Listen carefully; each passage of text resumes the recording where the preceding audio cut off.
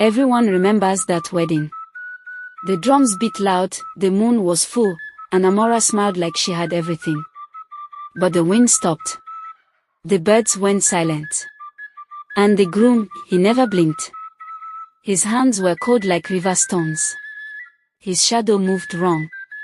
An elder whispered, "That man is not breathing." But no one listened. Amara was too happy to notice. She held on to love. And didn't see death standing beside her, dressed like a groom. In a quiet village named Umirabai.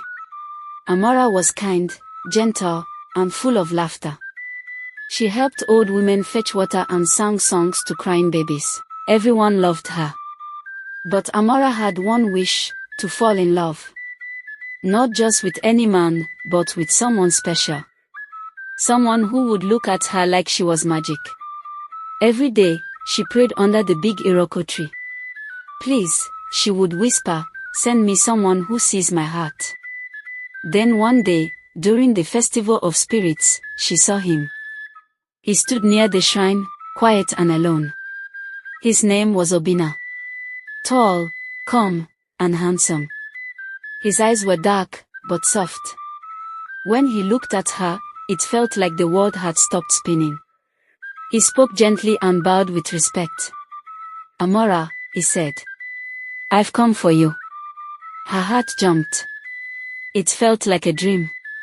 They began to talk. Every evening, he brought her flowers. He listened. He smiled. And he always called her "my light."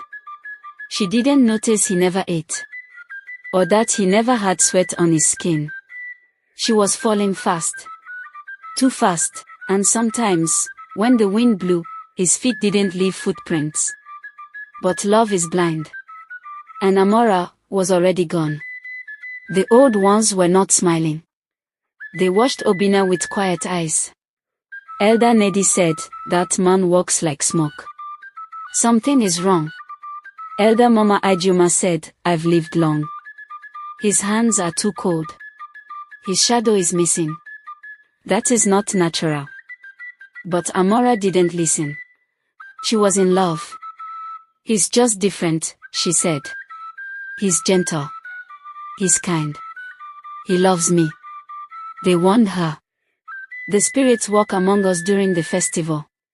Some are good. Some are not. Be careful who you open your door to." But Amara laughed. "Obinna is not a spirit. He's my future." Every day, Obinna brought her gifts, white stones, silver feathers, flowers that didn't grow in the village. Her room smelled like strange things. The elders held a secret meeting. "We must test him," one said. "We must watch him closely," another added. But the wedding date was already set. The drums were ready. The goats were fattened. The wine was brewing. The whole village waited. Only the wind knew the truth. Only the trees remembered the old stories. But love is louder than warnings. And Amara had stopped listening. The next morning, the village was full of noise. It was the festival of spirits. People danced, sang, and wore colorful clothes. Amara helped her mother cook yam porridge for the guests. A man walked into the village from the forest. He was tall, handsome, and wore brown clothes. His eyes were deep and calm, and his skin looked smooth like river stones. No one knew who he was. He said his name was Obinna. He smiled at everyone and spoke with gentle words. The women whispered to each other, "He's so handsome." But Obinna only looked at Amara. That evening, he asked to join her at the fire. They talked and laughed. Amara felt like her heart was dancing. He said, "Your eyes shine brighter than the moon." Amara smiled. "You speak like a poet." Obinna nodded slowly. "That's because I've waited a long time to meet you." Amara didn't understand, but her cheeks felt warm. From the shadows, an old woman watched. She narrowed her eyes. Something about the man didn't feel right. But love had already opened the door in Amara's heart. Days passed. Obinna stayed in the village. He helped the elders carry firewood and told stories by the fire. Everyone liked him. Except the old ones. One elder, Papa Kolechi, said to Amora's father, "His steps make no sound. His eyes never blink. This is not normal." Amora's father laughed. "He is polite and strong. That's what matters." But Papa Kolechi frowned. "He casts no shadow." Amora's mother noticed something too. One night, she served him hot pepper soup. Obinna smiled but didn't eat. He just stirred it with his spoon. "Don't you like it?" she asked. "I'm not hungry," he said softly. Amara didn't care. She was in love. Obinna sang to her under the stars and gave her a necklace made from river stones. "I want to marry you," he said. She said yes without thinking. But in the corner of the compound, a cat hissed and ran away. The village became very busy. People were happy because Amara was getting married. The women made colorful clothes. The men built a strong hut for the wedding night. Drums played. Songs filled the air. Amara smiled all day. Her eyes sparkled like stars. She said, "I can't wait to marry Obinna." Her friends teased her and laughed. But the old people in the village were quiet. They didn't laugh. They watched Obinna closely.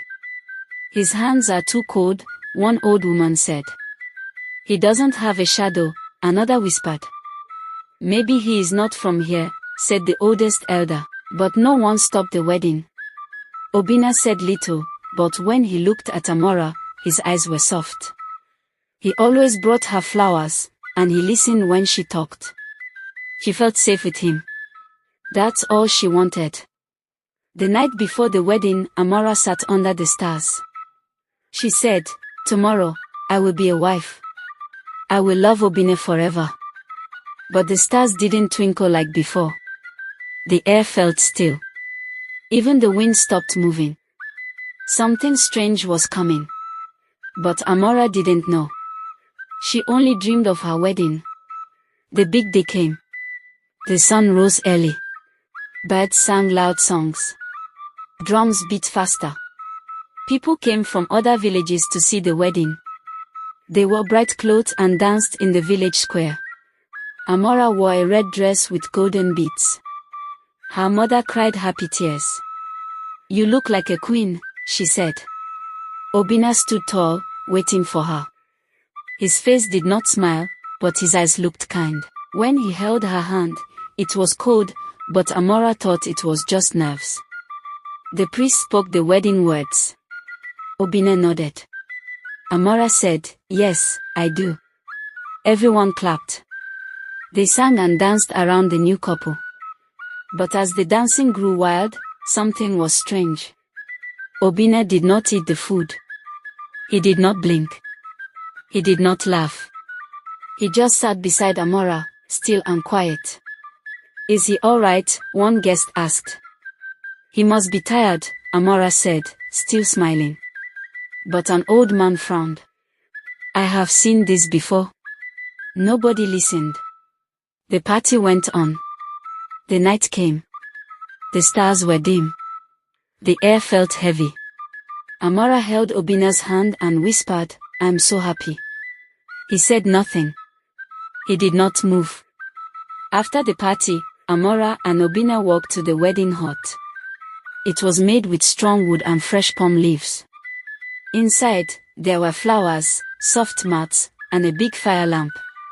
Amara held Obinna's hand. It was still cold. But she said, "Maybe tomorrow, he will be warm." She sat beside him and talked about the day. He sat quiet, just looking at her. Then, slowly, he closed his eyes. "I'm tired too," Amara said. She changed into her sleeping cloth and laid down beside him. She smiled and whispered, "I love you." But Obinna said nothing. He did not move. He did not breathe. Amara was so happy and tired, she did not notice. She closed her eyes and dreamed sweet dreams. Outside, the wind blew hard. The moon hid behind clouds. The fire lamp flickered. And then, in the deep night, Obinna stood up slowly. His eyes were open, but they did not shine. He walked out of the hut without sound. By the time morning came, he was gone. Only ashes were left in his place. And Amara. She still slept, smiling. She didn't know. Not yet. By morning, the sun rose. Birds flew in the sky. The wedding hut was quiet. Amara opened her eyes. She stretched her arms and smiled. "Good morning, my husband," she said softly, but there was no answer. She sat up quickly. The mat beside her was empty. "Obinna," she called. No sound. She stood and looked around the hut. It was quiet. Too quiet. The fire lamp had gone out. Cold air filled the room. Then, she saw it. Ashes. A trail of ashes led from where Obinna had slept out the door.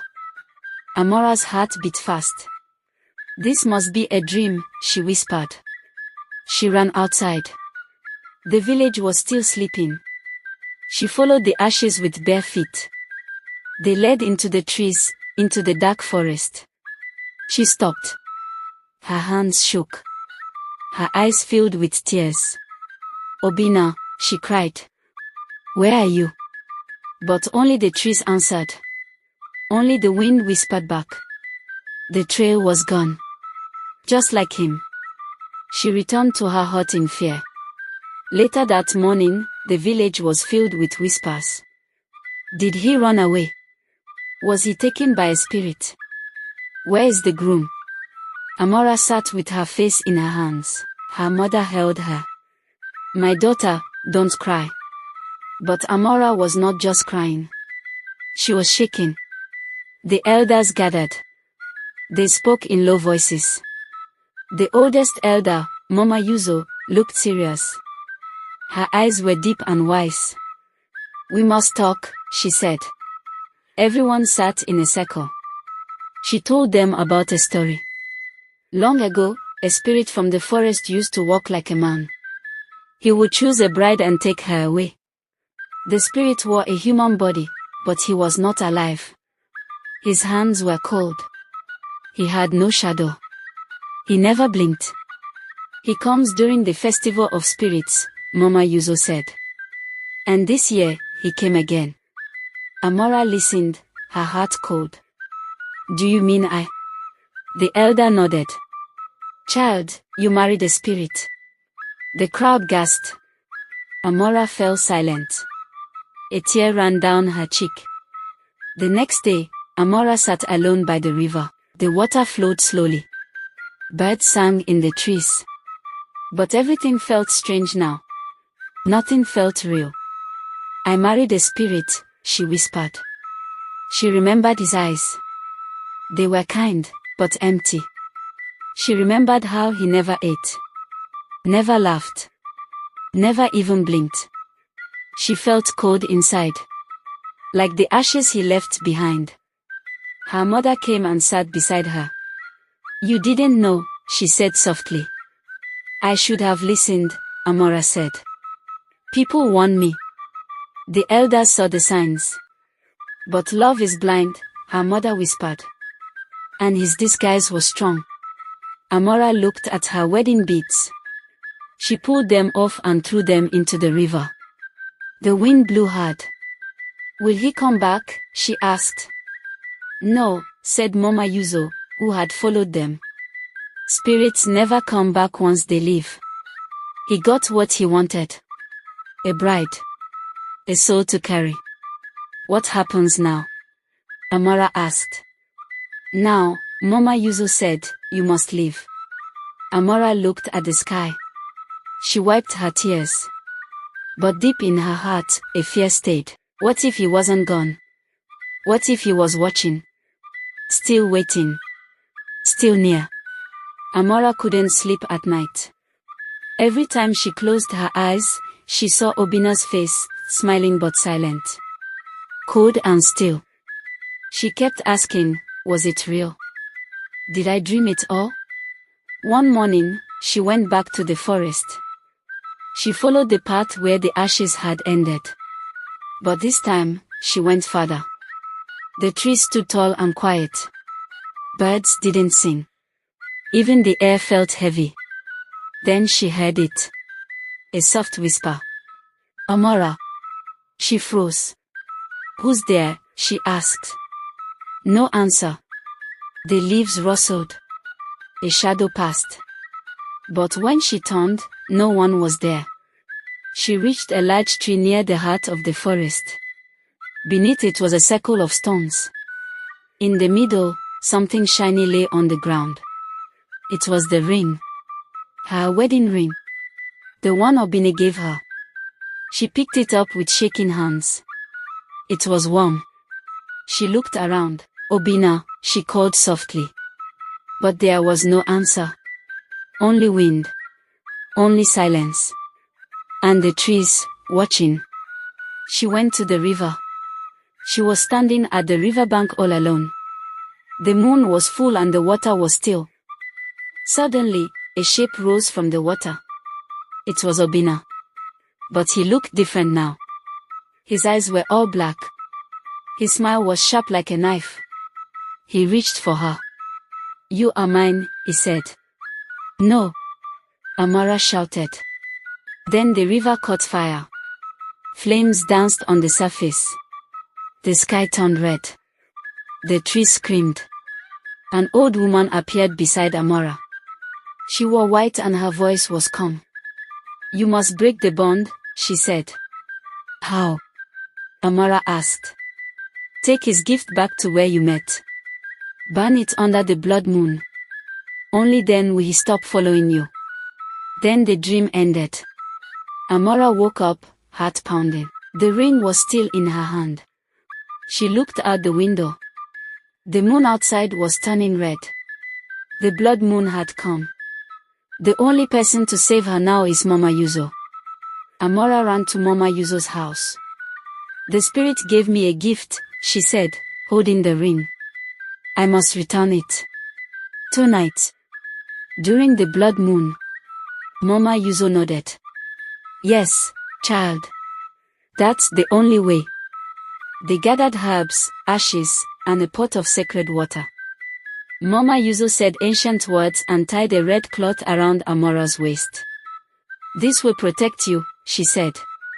At midnight, they walked to the forest. The moon hung red and heavy in the sky. They reached the circle of stones. Amara placed the ring in the center. Mama Yuzo lit a fire. Say his name, Mama Yuzo said. Amara took a deep breath. Obinna. The wind howled. The fire danced higher. Say why you return his gift. Because I didn't belong to him, Amara cried. Because I was tricked. Because I want my life back. A loud sound cracked through the forest. The ring began to melt. A scream filled the night, not from Amara, not from Mama Yuzo, but from something deep and dark. Obinna was watching. And he was angry. The fire grew taller, spinning like a storm. The ground shook under Amara's feet. Trees bent, and strange shadows danced across the forest floor. Mama Yuzo stood strong, whispering old prayers. But Amara could feel it, Obinna was near. You were mine, a voice screamed through the wind. Obinna's ghostly figure appeared above the fire. His face twisted in anger, his body made of smoke and ash. He reached toward Amara. You said yes. You wore my ring. Amara stepped back, heart racing. I didn't know you were not alive, she shouted. You tricked me. I choose myself now. The fire roared louder, then turned blue. Mama Yuzo threw the last herb into the flame. A blinding light filled the forest. Obinna let out one last scream. Then, silence. The fire died down. The ring was gone. So was the spirit. Amara fell to her knees. It was over. She had broken the bond. With the help of Mama Yuzo, everything was over. The next morning, the sun rose gently over the village. Amara and Mama Yuzo returned, covered in ash and tired. At first, the villagers were afraid to ask questions. But soon, they gathered around. Amara told her story. About Obinna. About the wedding. About the spirit.